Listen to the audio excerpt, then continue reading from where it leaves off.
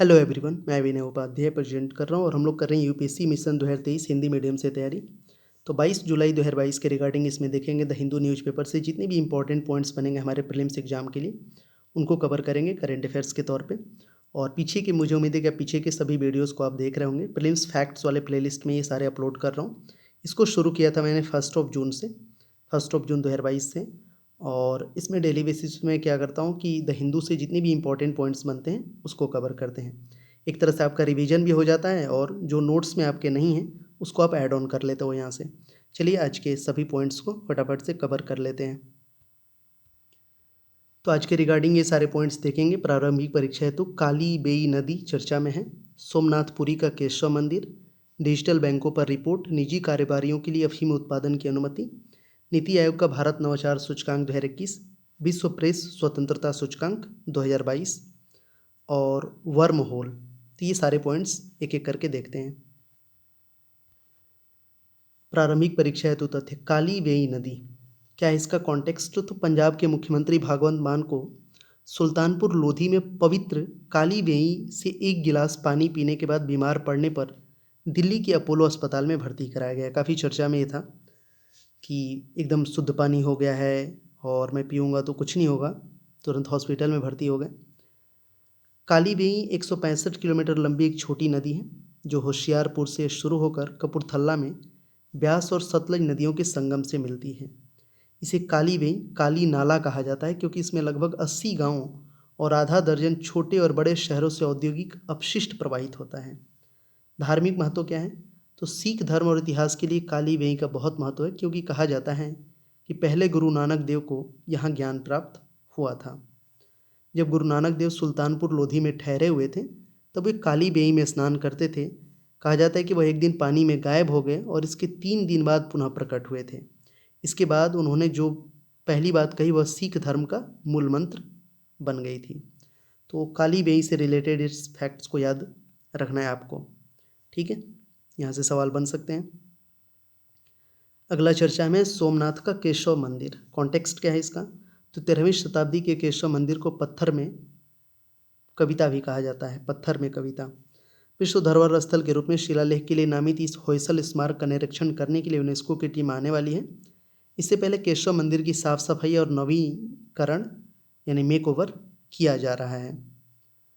तो चन्ना केशव मंदिर भारत के कर्नाटक के सोमनाथपुरा में कावेरी नदी के तट पर स्थित एक वैष्णव हिंदू मंदिर है।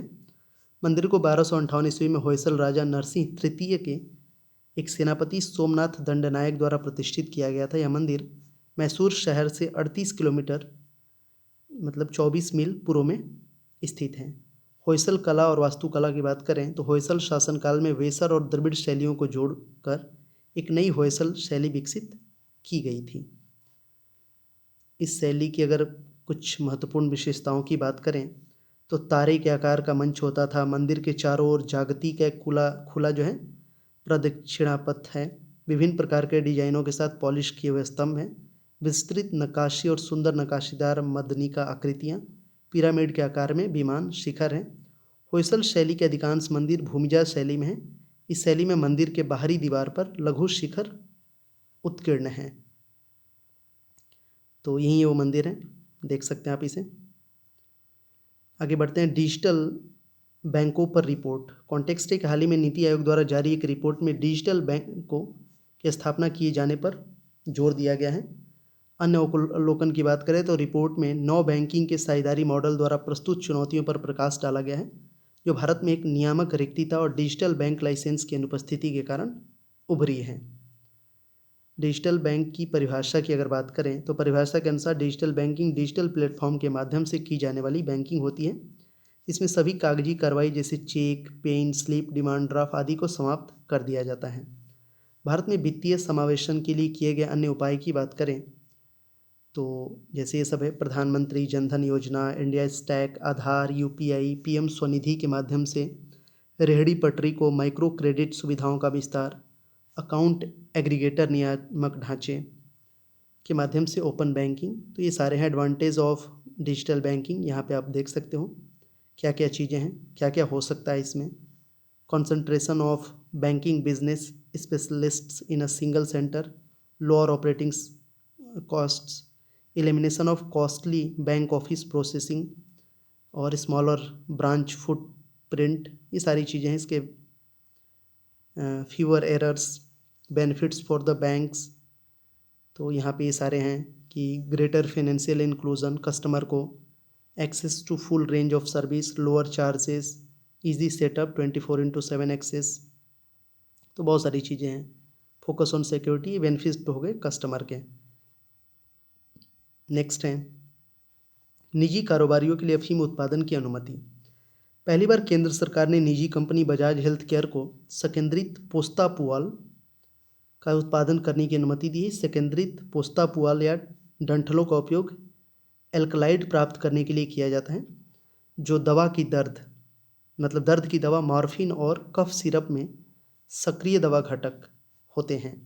API, active pharmaceutical ingredient. इस कदम का उद्देश्य भारत में अफीम की खेती के घटते क्षेत्र की भरपाई करना भी है।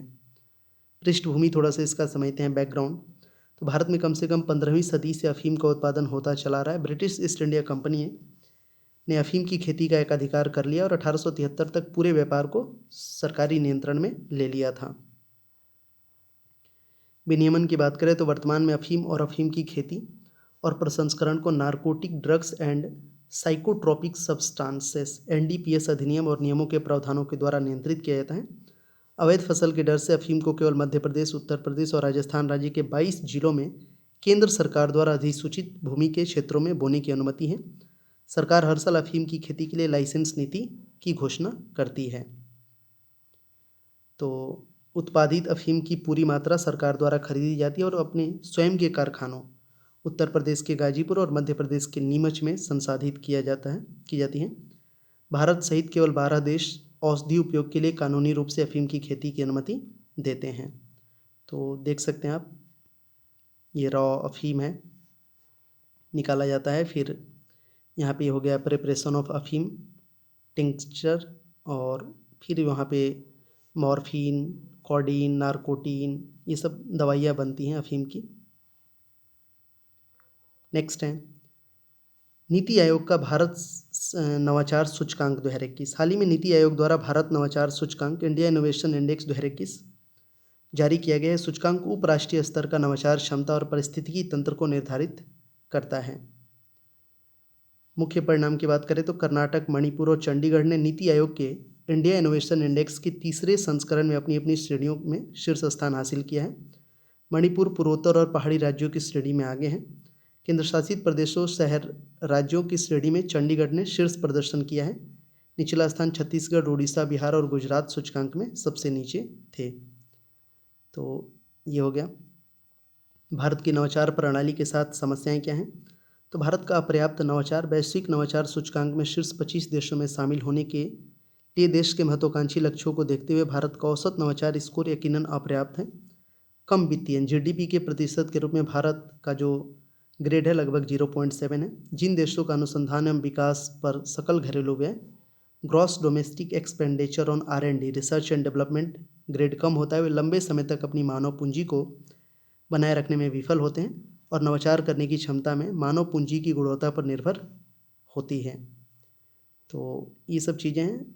मानव पूंजी पर व्यय देश में ज्ञान का आधार बनाने में असमर्थ रहा। सिफारिशों की बात करें तो रिपोर्ट में ग्रेड को बढ़ाने, R&D रिसर्च एंड डेवलपमेंट, निजी क्षेत्र की भागीदारी को बढ़ावा देने, जैसे कि दक्षिण कोरिया, संयुक्त राज्य अमेरिका और जर्मनी में मौजूद है, और उद्योग की मांग और देश अपनी शिक्षा प्रणालियों के माध्यम से क्या उत्पन्न करता है के बीच के अंतर को पाटने जैसे उपायों की सिफारिश की है। ग्रेड में काफ़ी सुधार की जरूरत है और इसे कम से कम 2% तक किया जाना चाहिए। तो ये था इनोवेशन इंडेक्स, इसमें देख लेना आप। The table list of the score and the ranking of 17 major states in third edition of NITI Aayog India's innovation index. Karnataka ranked first, followed by Telangana and Haryana, while Chhattisgarh, Orissa and Bihar were ranked at the bottom of the index. तो देख सकते हैं ये ranking है।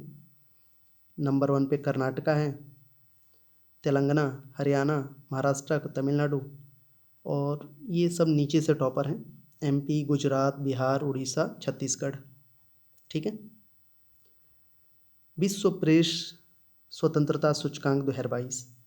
Reporters without borders RSF द्वारा जारी विश्व press स्वतंत्रता सूचकांक 2022 वर्ल्ड प्रेस फ्रीडम इंडेक्स 2022 में 180 देशों की सूची में भारत को 150वां 142 से घटकर स्थान दिया गया है।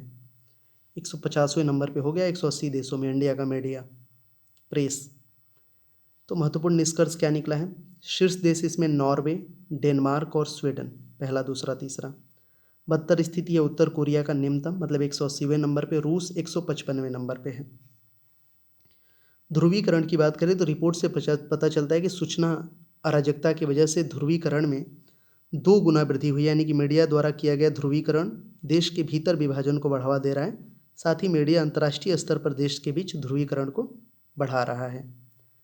भारत के कॉन्टेक्स्ट की भी बात करेंगे इसमें। तो भारत के संदर्भ में रिपोर्ट के अनुसार भारत मीडिया के लिए दुनिया के सबसे खतरनाक देशों में से एक है और यहाँ पत्रकार हर तरह के शारीरिक हिंसा के शिकार होते हैं। सूचकांक में भारत का स्थान 2016 से लगातार गिर रहा है। 2016 में भारत 133वें स्थान पे था, अब 150वें पे आ गए हैं। भारत के पड़ोसी देशों की सूचकांक में स्थिति: नेपाल 76वां, पाकिस्तान 157वां, श्रीलंका 146, बांग्लादेश 162वां, चीन 175वां स्थान है।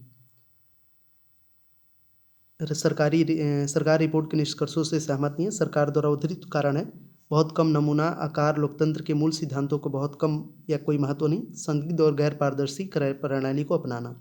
तो भारत ने इस रिपोर्ट को एक्सेप्ट नहीं किया है, भारत सरकार ने। नेक्स्ट है वर्म होल, ये चर्चा में है। वर्म होल अंतरिक्ष में 2 स्थानों को जोड़ने वाली सुरंग की तरह है। वर्म होल के माध्यम से गुजरने पर आप सैद्धांतिक रूप से अंतरिक्ष में अत्यधिक दूरी की यात्रा उल्लेखनीय रूप से जल्दी कर सकते हैं, भले ही वर्म होल के दोनों छोर बहुत दूर स्थित हों। वर्म होल के अस्तित्व की भविष्यवाणी लुडविग फ्लेम ने 1916 में की थी। इसके कुछ समय बाद आइंस्टीन ने अपने सापेक्षता के सामान्य सिद्धांत को प्रस्तावित किया था। हालांकि खगोलविदों द्वारा अवलोकन या अनुमान के माध्यम से वर्म होल की उपस्थिति अभी तक स्थापित नहीं की गई है, तो इसको भी ज़रूर आप पढ़ना। हाल के दिनों में अवलोकन संबंधी ब्रह्मांड विज्ञान में तेजी से प्रगति के साथ वर्म होल और अन्य जैसी इकाइयों के अस्तित्व के लिए समर्थन मिल रहा है जिन्हें अभी तक देखा नहीं गया है। Physicists think they have found a mathematical loophole that supports the concept of humans being able to travel through wormholes. In theory they are interstellar gateways that could allow us to travel instantly from one point in space and time to another thanks to a bend in the universe। तो ये सारी चीज़ें हैं, इसमें आप देख लेना, जैसे यूनिवर्स हो गया, ये वर्म होल माउथ, ये थ्रोट ऑफ वर्म होल है, यहाँ से ऐसे आप आओगे, तो ये पूरा कॉन्सेप्ट है, इसको आप समझ सकते हो। देख लेना आपसे, ये अदर यूनिवर्स, फिर यहाँ से ऐसे करके इधर निकल गए आप ऐसे ट्रैवल करके, ठीक है। तो यहाँ ये हमने समझा 22 जुलाई 2022 के रिगार्डिंग जितने भी इंपॉर्टेंट पॉइंट्स बन रहे थे यूपीएससी मिशन 2023 के रिगार्डिंग, हमने प्रीलिम्स एग्जाम के लिए सारे पॉइंट्स कवर किए। काली बेई नदी वाला देख लेना, बहुत इंपॉर्टेंट है।